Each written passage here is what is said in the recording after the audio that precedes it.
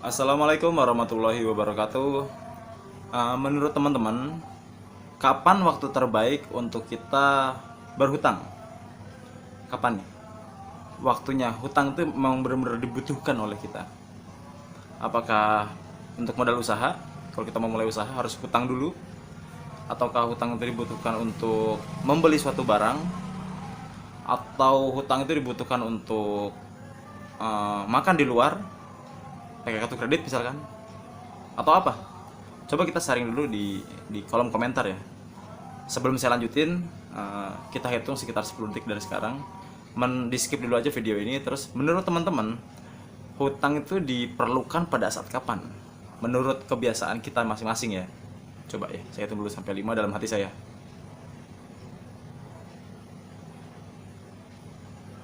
Oke, sampai 5, tambah 5 lagi. Oke, sekarang kita mulai sharing ya.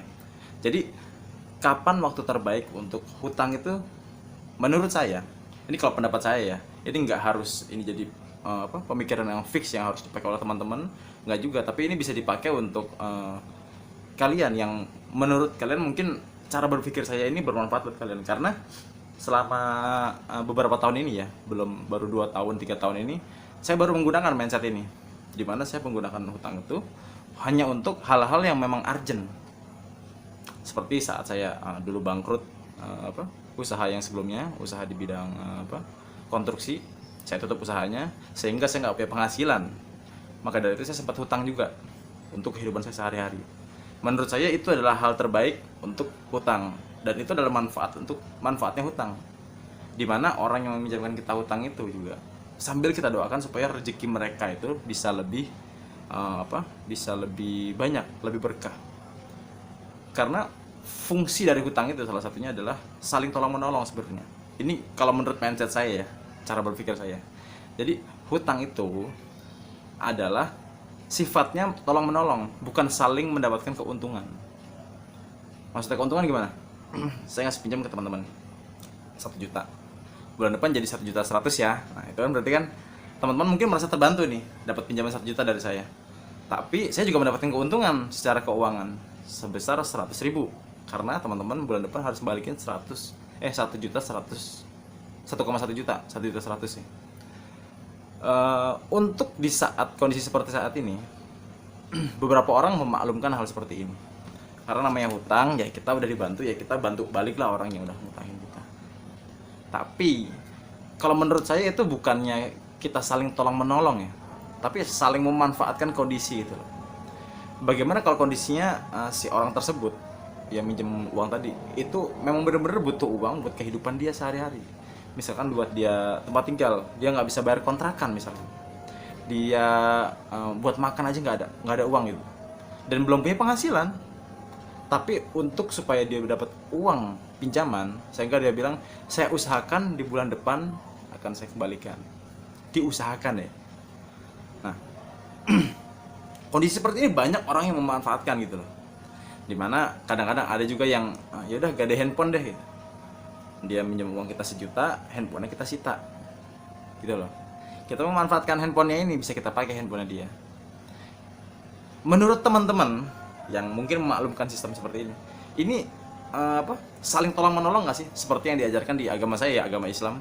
Kalau sifatnya hutang itu adalah tolong menolong, bukannya memberikan kita memberikan pinjaman dan kita mendapatkan manfaat dari pinjaman tersebut. Kalau itu samanya kita membisniskan hutang kan, kayak gitu. Padahal orang lagi kesusahan, malah kita manfaatkan gitu loh.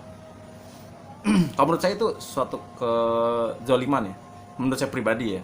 Teman-teman boleh nggak setuju dengan apa yang saya katakan, tapi ini adalah prinsip hidup saya. Kalau saya mau mengutangkan seseorang, pasti saya udah siap nih. Kalau misalkan dia janji sebulan, dia ternyata jadi 3 bulan, jadi 1 tahun, ya saya harus siap. Maka dari itu solusinya, saya kalau minjemin uang ke orang itu sesuai dengan kemampuan saya untuk meminjamkan. Yang saya anggap duit itu adalah uang dingin, bukan uang panas yang akan saya pakai nantinya. Kalau uang panas yang sebentar lagi mau saya pakai, pasti saya bilang nggak ada duitnya, karena saya juga mau pakai uang itu. Saya bilang aja duitnya ada sekian, yang kita memang benar-benar itu uang dingin yang bisa kita pakai kapan aja gitu loh. Itu rumusnya kalau kita mau ngasih pinjam kepada seseorang ya. Tapi kalau kita masih belum ada uang itu, kita punya uang tapi udah ada budgetnya, ya bilang aja duitnya nggak ada, itu pun nggak dosa kok. Karena kalau misalkan kita pinjamkan dan pada saat pengembalian itu ternyata nggak dikembalikan, itu adalah akar dari permasalahan hutang piutang yang jadi ada bunganya, ada dendanya. Dan kita nggak usah ngomong ini deh, masalah di agama itu masalah ribanya gitu ya. Tapi dari sisi perekonomian juga sebenarnya kayak gitu tuh yang bikin orang jadi pusing gitu loh. Dia punya hutang, penghasilan masih belum ada mungkin atau masih kurang, tapi dia ditekan dengan tekanan lain yang dimana harus mendapatkan penghasilan lebih besar, sehingga banyak yang namanya ada tindakan kriminal, tindakan ya macam-macam lah, tindakan yang menghalalkan segala cara untuk bisa mendapatkan uang. Itu salah satu hal awalnya, indikasinya ya karena ada tekanan dari luar. Tekanan itu yang membuat pikiran kita jadi apa? Jadi kerdil kan, sehingga nggak bisa kreatif. Padahal kalau kita kreatif, kita bisa aja cari peluang di sekitar kita. Misalnya di sini ruangan sini apa ya? Kayak ada gelas nih, ada gelas. Terus ada apa lagi? Ada air misalkan, air mineral. Kenapa nggak saya dengan uang seadanya, modal seadanya, saya beli aja nih air, gelas, saya beli es batu, modelnya kecil, gula dikit, saya jual es teh di lampu merah.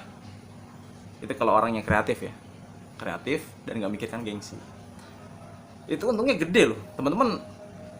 Percaya kan kalau jualan es teh harga misalnya 5.000, 4.000 deh, satu cupnya itu satu gelas gini nih, ini nggak nyampe yang namanya 2.000, mungkin cuma 1.500 atau 1.000. Gelasnya oke, misalkan nggak pakai gelas ini, kita beli lagi gelas di luar yang udah bisa disealer. Atau kalau kita nggak punya modal sama sekali, jalan keluar, cari orang yang dagang, kita bantu dia jualan, kita jadi brokernya atau salesnya. Saya bantu jualin, saya keliling, dapat uang, saya dapat uang juga. Kalau nggak mikirkan gengsi dan mau kreatif, itu bisa terjadi kalau kita nggak banyak tekanan di pikiran. Tapi kalau kita banyak orang nagih ke kita, tekanan kita banyak, boro-boro mikir kayak gitu, yang ada mikirkan hutang terus uang cepat, kayak gitu nggak? Yang punya hutang terus punya hutang banyak tekanan, mikirnya selalu uang cepat nih. Padahal daripada uang cepat, mending kita uang kecil tapi yang berkali-kali lipat. Mendingan kita jual kerupuk misalkan, cuma harga 2.000, tapi kalau kita bisa ngejual langsung 1.000 piece per hari. Gimana caranya saya bisa ngejual 1.000 piece per hari?